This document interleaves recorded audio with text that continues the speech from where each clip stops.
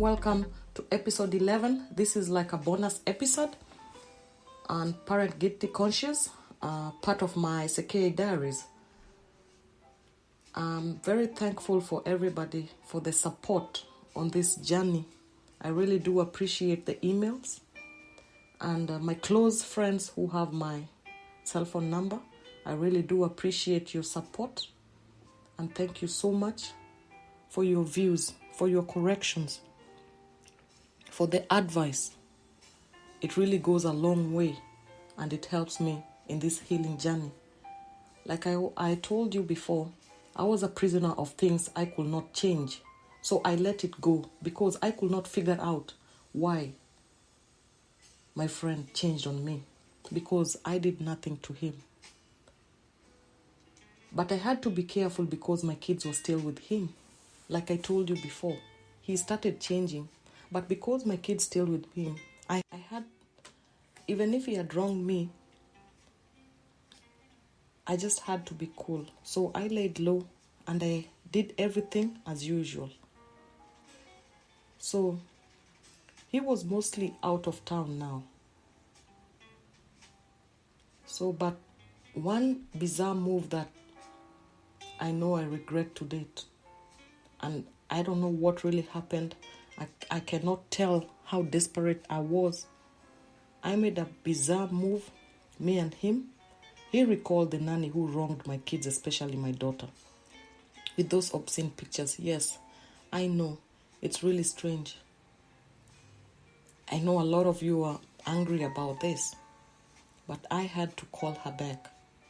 My friend suggested that her cousin had to come back because I had no one. I had no one, absolutely no one. So she came back, but this time round, she came back with a different agenda. She was kind of bitter. But I didn't know. But I was very careful. I kept on calling my kids all the time because this was really, really temporary. Just temporary. Until my parents take my kids. It was really, really temporary. So she was so bitter, but she kind of pretended that she's taking care of my kids. But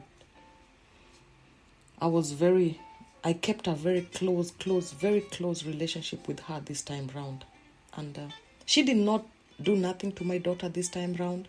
She did not do nothing with my son, but she was so angry with them. She just kept on accusing them, just creating stuff, accusing my kids with issues. It reached a point, my son started doing something that I could not understand why he started doing it. He started, when he uses the bathroom, he never used to clean himself when he goes number 2. So he kept on saying he forgets all the time. So I try to talk to my son a lot.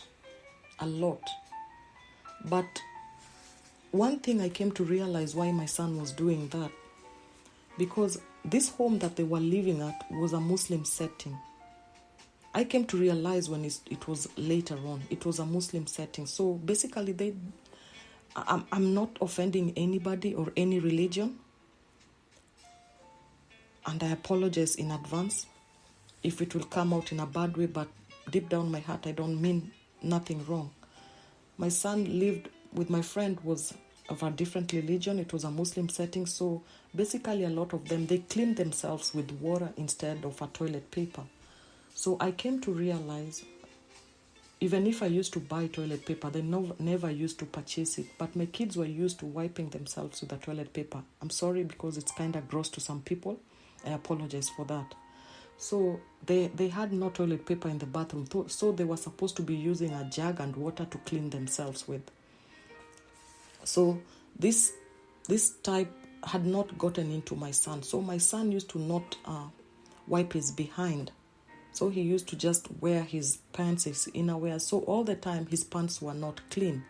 But this used to bring a lot of issues. So my son, when he used to find his innerwear was dirty, he used to hide it because he was embarrassed. So he used to hide. So I came to realize way late, because I really tried to talk to my son. When you go to the bathroom, do this. When you go to use the toilet, please do this. But this was a different setting for him that he wasn't understanding. Them, they use water, but us, we use toilet paper. So it was kind of confusing to my son, and it really took time. I came to realize way later, when my dad had already taken my kids. So that's when I came to realize. But before, this was bringing issues, and the nanny used to accuse my son, whatever. So my son used to be so afraid and hide these innerwears. So me, what I did to my son, I talked to my son and I told my son, I'll buy for you a small bucket container. So when you have an accident, you soak your innerwears in that. So it was going on well. But boys being boys, he used to sometimes do it, sometimes he used to forget and put that innerwear in the laundry basket. And this used to create a lot of chaos in the home with the nanny.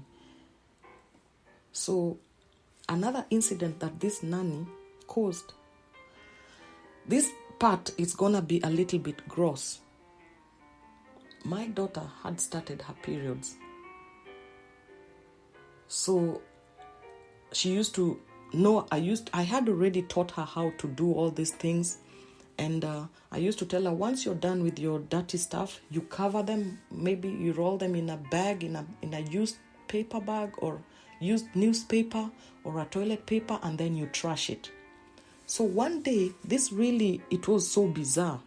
This nanny told my daughter not to throw away her used pads. So my daughter did exactly as she was told, not to throw them. She was told to put them in a bag. This nanny, what she did, she took a picture of these pads and she sent them to my friend, and then she sent them to me and said, this is how my daughter is leaving her pads all over the house and they're smelling. And she waited for my daughter's friends to come and then show them. It was so embarrassing. And the funny thing, my daughter told me what the nanny had requested, and I told the nanny. So by that time, when my daughter told me, I had looked for the nanny, but I could not reach her. So she sent me those pictures. I was so pissed. And I asked her, why are you doing this? But you're the one who told her to put them there. You'll trash them later. And then you go ahead and take pictures. And what's your purpose of this? So there was issues after issues. But I was patient. So there's some stuff my parents had bought. And because my parents' house was still locked, we put the stuff in my friend's house. So, and they were put there for like 3 weeks. We were waiting for the house keys. They were in the village. So the house was crowded for real. It was just like a dining table and a coffee table that were in the house. Because we could not put them outside. So they were just there waiting for a house to be opened so that the stuff can be taken back in the house. So because of all these issues, the nanny was creating all the time, complaining about my son, all the time complaining about my daughter. Now I was just quiet and I kept on telling my parents, please, when are you guys going to arrive? When are you guys going to arrive? Because I was now impatient and I was fearing now for my children, because my friend had already changed, and I had noticed he was kind of supporting the nanny. That is family, which is okay. And they were talking behind my back, and all these issues surrounded were just bringing tension after tension. So one day, my cousin went to let the nanny know that I no longer needed her services, but I'll pay her dues. It was just a short time she had stayed, but I'll pay her dues. So, but before this, I had discussed with my friend, and I told my friend, I don't want her to work for me again. She can stay because that's your mama's house and that's her auntie's house. She can stay, but I don't want her to work for me. As we wait for my parents, I will just let her go, but she can stay. She can continue staying in the house, but I'll let her go because at the moment I'm looking for a new nanny who will move out with my children. So this issue really brought a lot of fight and back and forth.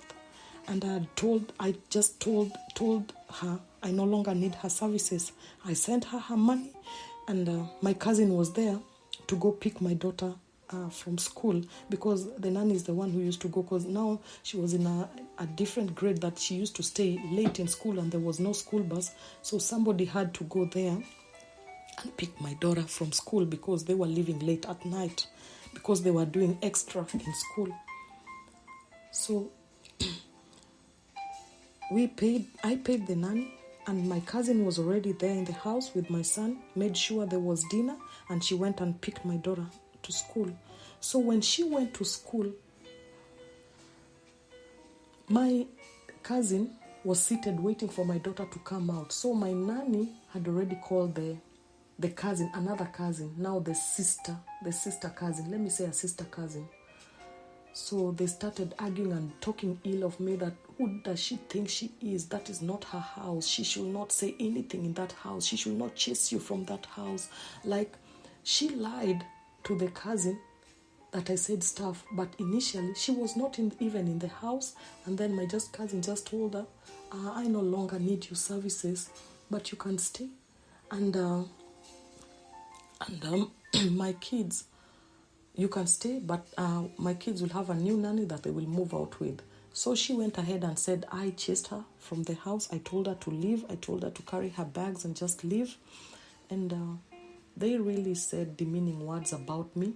And apparently my cousin was just seated next to the cousin sister that she was telling all this stuff. So it really brought anger, and a lot of things were said that I think they were just kept, like it was just like a time bomb. They were just kept that, just waiting. So it means that everybody, they were not happy that my kids were in that house all along, but they were just pretending. So, but I thank God that she came back and they came to find out all these things. It was in a very painful way. And I was told my kids have been given 24 hours to vacate that house. So the nanny started throwing stuff to my kids. Throwing, take your curtains, take your blankets. She was literally throwing stuff at them. And it was really sad for my kids, throwing one after the other. So my cousin was picking, but I had already gotten a new nanny, so she was over my cousin's house. She did not even bring her because we wanted to sort this issue out first. So, I mean, it was not very clear, even with my friend, and I repeated several times, telling him, this is not my house, and I can't say anything in this house. You are the one to call the shots. So I don't know why they went and changed that I was chasing her, I was saying, and I kept on repeating, even when I was talking to my friend, I kept on repeating and said, there's nothing I can do because this is your house, you're helping me. I repeated that on several occasions over the months that my kids were there with him, that what if something happened in the house, I used to ask him first, because that was like his house, so he had every right to say anything. So, I mean, I was being helped, so I had no voice in that house. But this nanny was a headache now, you know. That's her auntie's house. She was also being helped. And now I had no say completely. Before I tell her anything, I used to ask my friend, as I just told you. I was very careful how I handled her, because I had already seen her claw. Her claws had been sharpened, and she was just waiting for that opportunity. So you never know behind your back what is discussed or said. So I was very careful, because whatever he used to tell my friend, by the time my friend used to tell me, he used to change it. He wasn't telling me the same way the nanny cousin had told him. So I was very careful, even what I used to tell my friend, because my friend is a twister. He could twist my words also, him. Whatever he used to tell the sister was not the exact thing I told him. Because he was the one even like contributing to all this mess, because I wasn't giving him money. So he had those clothes also, just creating issues after issues. And even this cousin was very good at twisting words. So I was very careful telling her stuff. She could easily record you, and the tables could turn on you. At this time, I knew my friend had already moved on completely. There's a time I had called him, and he texted me back. Because I called him, he did not pick because there was an issue in the house. He did not pick.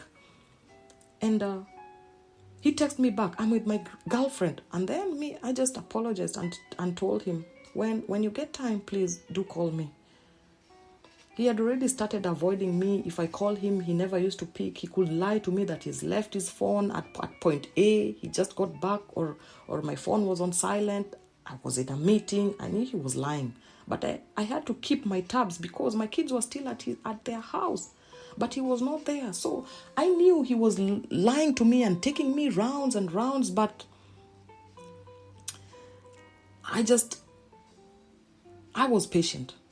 I was really patient because I was patient with them, but I was losing my patience because I kept on telling my parents, I need them home. I need them home. So things were working, but there was a lot of tension.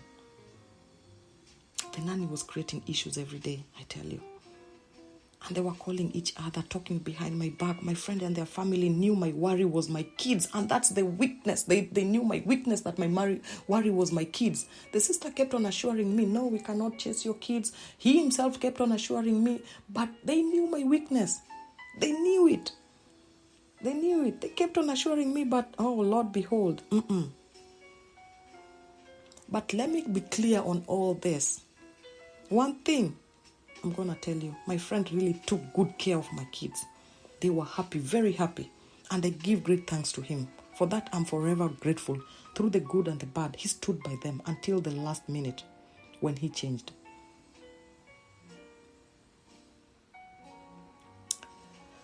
Wow. Let me go back to my story when I told you when my nanny, my cousin went and told the nanny that I no longer need her services. I guess I'm just so overwhelmed by this because this is when I'm still trying to figure out what I did.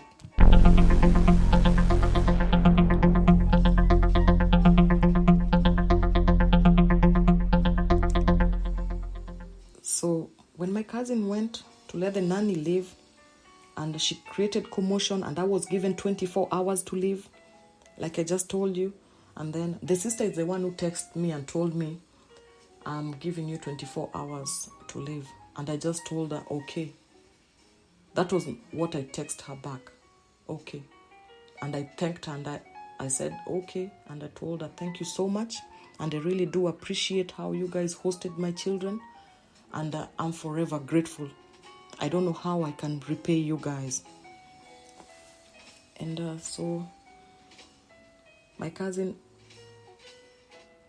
felt it when she was at school, and she felt the cousin sister, the way she was abusing me, demeaning me, and disrespecting me. And I called my friend. Now my friend, I called and I told my friend, please, my cousin is seated next to your sister, and she's really saying bad words and demeaning me so badly. Please, just pass a message to your sister and tell your sister that my cousin is seated directly next to her while she's saying all this stuff. And whatever she's saying, I never did them. She's just demeaning me, and she's going by what she's being told by the nanny cousin. So just tell her to stop.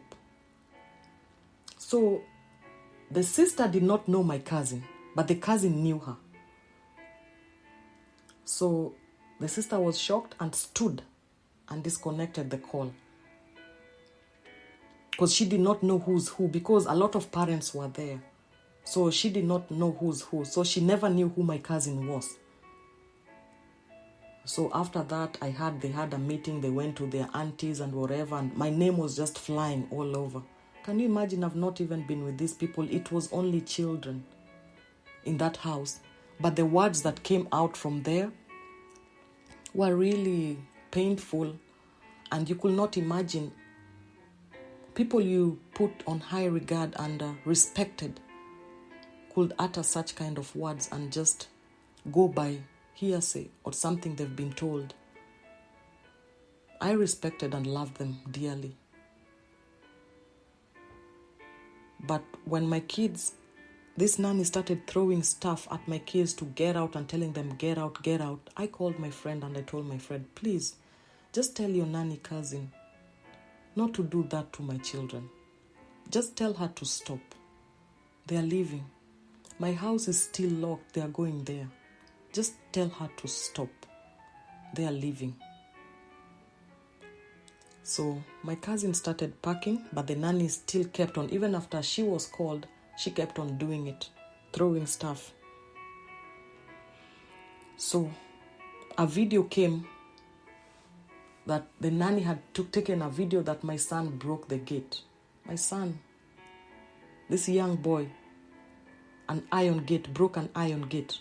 Would you believe? But I came to realize the gate had been like that ever since my kids were there. So she kept on just continue hurting us.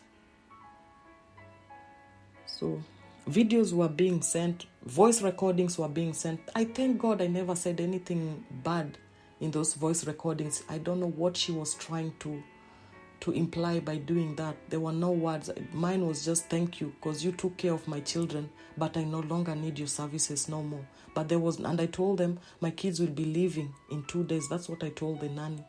My kids will be leaving in 2 days. But I don't know how she twisted it, and people thought that I chased her. But I just told her I no longer need your services and I'm gonna pay you, and I just paid her immediately that very day. How she managed to twist my story to them, I don't know. And I came back and I texted the sister and I asked for forgiveness. The day I moved. And that night, my kids slept hungry. The next day, they managed to make breakfast. I called my friend's brother, who's a close friend of mine, and he was so sorry and said he can't say nothing at the moment, but regretted the move that I did to returning their cousin nanny. But I told him this moving out was on the pipeline. It was something planned. I had already planned my exit. I was doing it under tabs because my cousin was looking for a new nanny. So we had already gotten a new nanny. So she went and opened my house again. And my kids moved in there. My kids were really crying. It was just terrible. It was really, really terrible. And I just asked God, please forgive them. Please, please, give peace to my children's heart. Give me peace, God. It was a lot of chaos. And it was just sad. And my kids moved. I was given an ultimatum. The good thing, I'd already gotten a new nanny. And they moved back to my locked house. And I told God, if I ever did something wrong to my friend's family, God forgive me. And we moved out that day. My kids were chased. My friends, I was heartbroken. It was just the good thing I had planned my exit, but time was not on my side. They acted before I did. So all of a sudden, my friend now, who was living with my kids before he moved out because of work, he blocked me. He blocked my kids' number. He literally blocked everybody who was associated with me with no apparent reason. And the funny thing, he tried to reach out to me on social media again. You block me, and then you try to reach out on me on social media, and then you go to my Telegram app. You realize, no, I did not block her on this app. So he tried to communicate with me there. He was borrowing me money. And then I did not give him money, and he got pissed. He called me like 17 times with text messages after text messages. Now he tried kind of threatening me why I did not send him the money. He was so bitter and angry. Can you imagine? He's coming to me, borrowing me money after all these things they've done to my kids. You're so bitter because you borrowed me money and I did not give you the money. And he's so bitter. He called me 17 times. That day I was out of town. So I had gone with a friend out of town because my friend saw how I was and he decided just to take me out on a ride. So he called me after call, and I put my phone on silent and I put my phone back in the car, and I slept. Because I was out. I was supposed to enjoy myself. When I woke up, I found text messages, calls like 17 times. So he unfollowed me on Twitter, on Instagram, on Facebook, but he retained Facebook Messenger, trying to reach me. How? Texting me. How? Why? You are the one who blocked me. You guys are the ones who treated my kids like animals last minute. And these are children. I don't know what these children could have done to you guys. So we communicated, and you know me, what I told him because he had just gotten married to this girlfriend of his. It was just a short fling, and then they were married within no time. They just dated, I think, for a month, and they were married. So I'm like, why you even, me, I just congratulated him, but the text message and the way he was borrowing me money was just crazy. So what really made me mad also, my daughter had a friend, like a cousin and a niece to them. And you know, the niece was told not to communicate with my daughter because they are not, these are children, 10, 12 years old, they are told not to communicate to each other. They are told by adults not to communicate with each other because we are no longer family friends. I was just amazed. I was just like, what in the world is happening with these people? These are kids. What did they do to you guys? So they were told not to come. They were friends. They lived together. They were growing together. Now because them themselves just decided to create issues, now they're involving my kids not to talk to their niece. Like, it's crazy. It was just crazy the way he was asking me money. It was just, oh my God. He reached his lowest moment by he kind of tried to threaten me. But one thing I'll still tell my friend, thank you for everything. But you left me with questions. What was my role in this incident? Could you have made an assumption that led to a misunderstanding or upset? Because my friend, it's just, I wanted to understand your perspective. I have tried to put myself in your shoes. Could I have said something that was misinterpreted by you or vice versa that made you, guys, a family friend, a very close family friend, treat my children like that and treat me like that with no apparent reason? Or is it simply because I did not give you the money you requested? You took my father's money. You've not returned it to date. And we no longer even follow up on you. We no longer do it. We just let it go. We left it. Or I was supposed to be paying you, which I just came to realize way later, that I was supposed to be paying you for your generosity. I did not know that.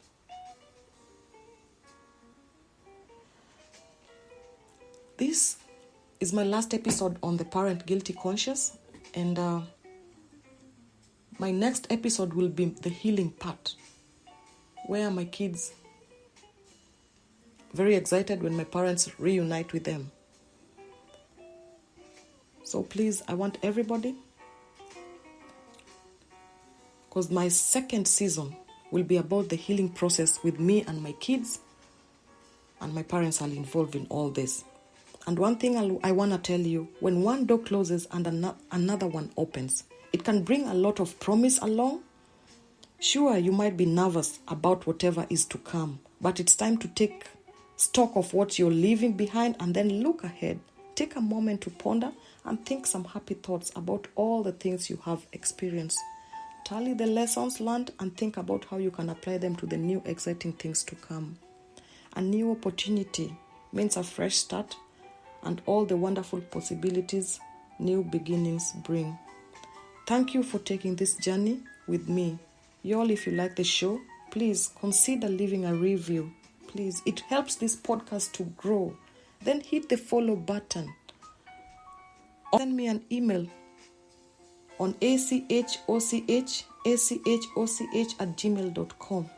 I really do appreciate, and you can listen to any podcast anywhere, wherever you're listening to, name it, if it's iHeart, if it's Apple Podcasts, Spotify, Spreaker, or Google Podcast. Thank you, thank you, thank you. My season 2, as I told you, is the healing process. Thank you, thank you, thank you. Bye-bye. Have a lovely weekend.